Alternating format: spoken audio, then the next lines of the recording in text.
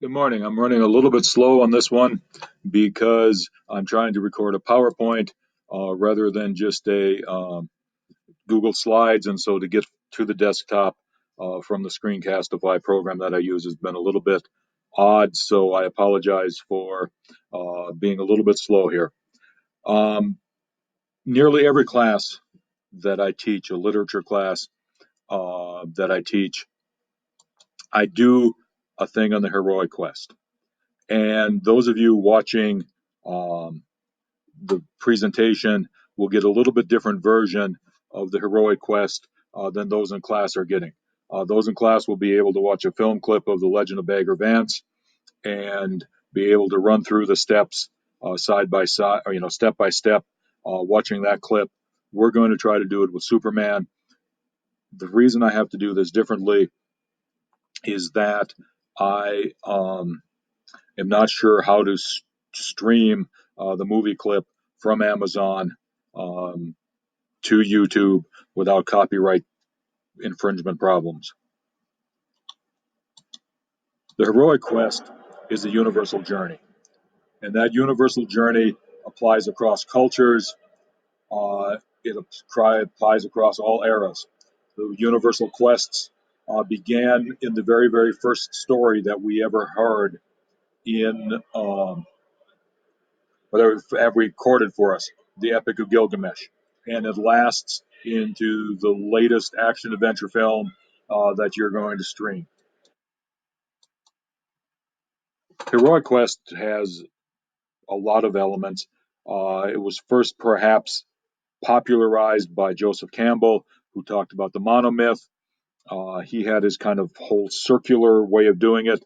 I've adapted this one from another writer, and it's basically just a kind of a step by step sort of thing. Uh, he, the person I adapted this from, has 10 major parts. I lengthened that a little bit because I think some of those parts that he lumped together um, belong and to have their own separate entry. First of all, heroes are usually obscure or mysterious origins. A lot of times they have a single mother. A lot of times they spend a lot of time by themselves as children. They seem to be almost raising themselves. Oftentimes, the young hero is threatened and has to be hidden away because a king is after him or the wicked witch is after him. And we'll get to this, but most of the time, the heroes are male. The heroes are neither fools nor are they invincible. And let's be very, very clear about the term fools here. We're not talking about stupidity. We're talking about the idea of foolhardy. We're talking about the idea that they will rush in where angels fear to tread, to use the cliche. They are courageous, but they understand risks and they do not take foolish or stupid risks. The hero has to have a goal. For Greek myths, that goal is frequently, if not always, to kill a monster. When we get to the rest of this slideshow, there'll be a different goal. The hero's way is often unclear. They don't know how to find the monster. They don't know how to fulfill the promise that they believe they've been led to, that they've been given. They don't know how to do whatever it is they think they're supposed to be doing. The journey is surrounded by danger, temptation, and loneliness. That's just part of the heroic thing. It's not just fighting the monster, it's the fact that the monster must be fought alone. It's not just getting to where the monster is, it's fighting through bandits or evil witches to get to the monster. Uh, the hero is not always alone. The hero is going to have friends, the hero can have a mentor, somebody to teach him. The hero is often going to receive some sort of talisman.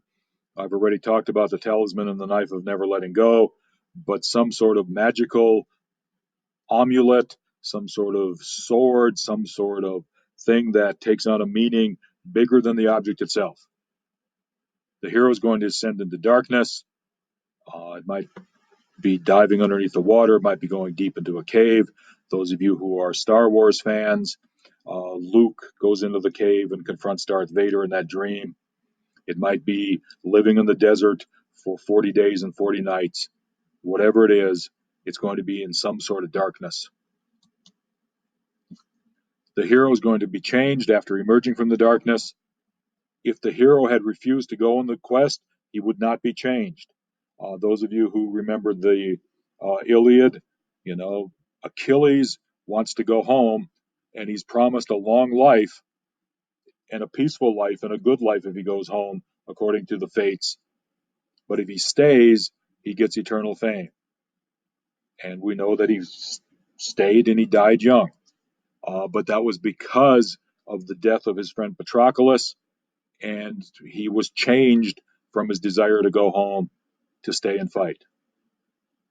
Usually, the hero seeks something and he only finds a symbolic reference of that. The first hero, and I mentioned him earlier, is Gilgamesh. Gilgamesh seeks eternal life, but there's nobody named Gilgamesh walking around. Gilgamesh symbolically has eternal life. If there were a king named Gilgamesh, we're still talking about him. The hero is wounded physically or psychologically, and as I mentioned earlier, the hero is usually male. Women can provide protection, they can provide guidance, they can provide secret knowledge, they can give him the secrets of life, but they, especially in the ancient stories, cannot be the hero. And if you look at the slide, Peter R. Stillman, Introduction to Myth, is where this part of the presentation is adapted from.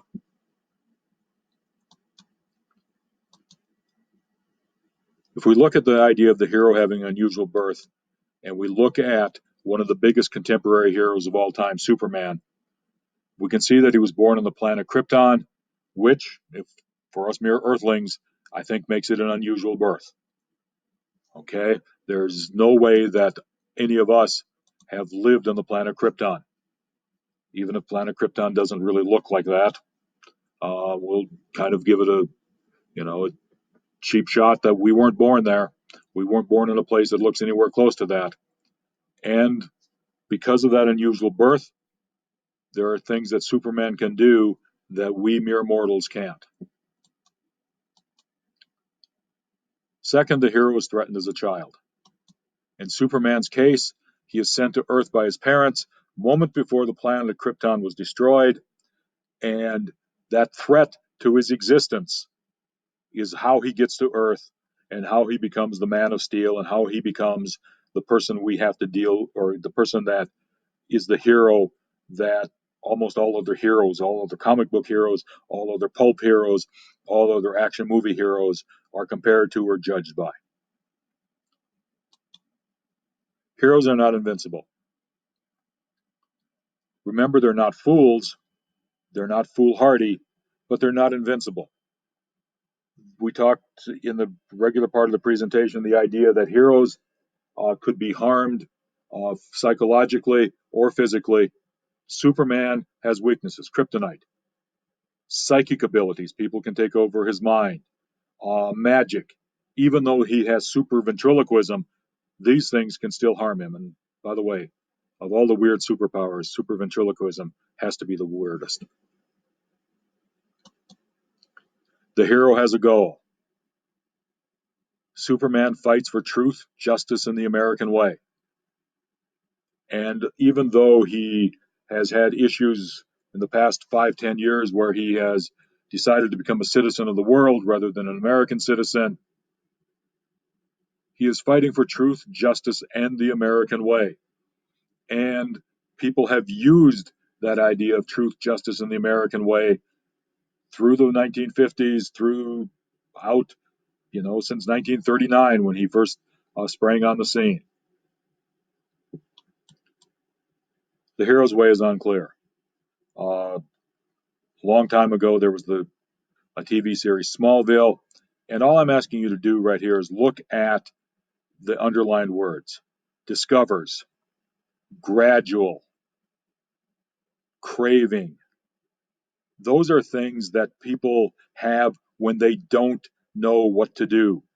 If you don't know what to do, you have to discover what to do. If you don't know how to do it, you have to work through it step by step and gradually get there. If you have everything you need, you don't crave anything. And again, if you want to double check my work, there's a link. The hero's way remains unclear. Notice again, trying, figuring out, developing. All of these words point to somebody not knowing the way he is supposed to go, but getting there through trial and error, getting there through a step by step process, getting there through fits and starts. The hero's way is unclear. The hero may believe he's doing the right thing, but the hero never knows for sure he's doing the right thing. And those doubts and moving ahead despite those doubts are a big part of the heroic quest. The hero's going to have friends. In Superman's case, Lois Lane, Jimmy Olsen. Um, there's a whole series of books. Superman's pal, Jimmy Olsen. And back to animation, I apologize. The friends may include other heroes, the Justice League. And while I'm here, I might point out that even in the 21st century, when we look at the Justice League, there are not a lot of women compared to men. Uh, Even in the comic book world, the Fantastic Four, 3 guys, 1 woman. Population is 50-50 with an edge towards women, but not in the heroic quest thing.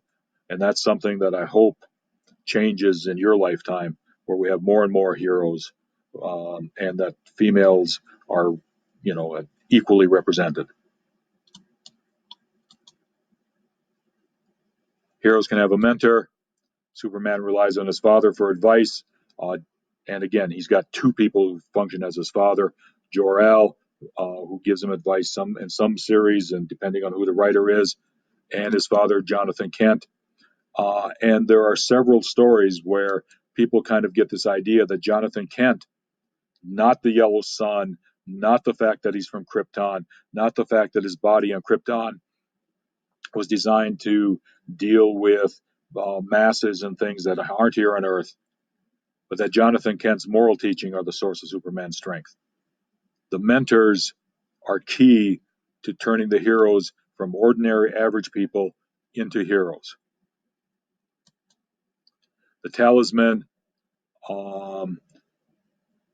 is this idea of something normal and S inside a shield now taking on symbolic parts.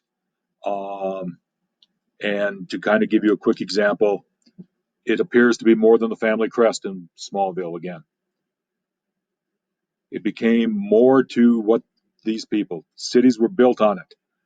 It became a promise, a sign of hope. It became an effort to fight for a better world. Truth, justice, and the American way. Talisman is built on layers. Just like a symbol is built on layers, the talisman is built on layers, and Superman has that crest, which is a talisman. It has a lot of layers in it historically. The hero descends into darkness.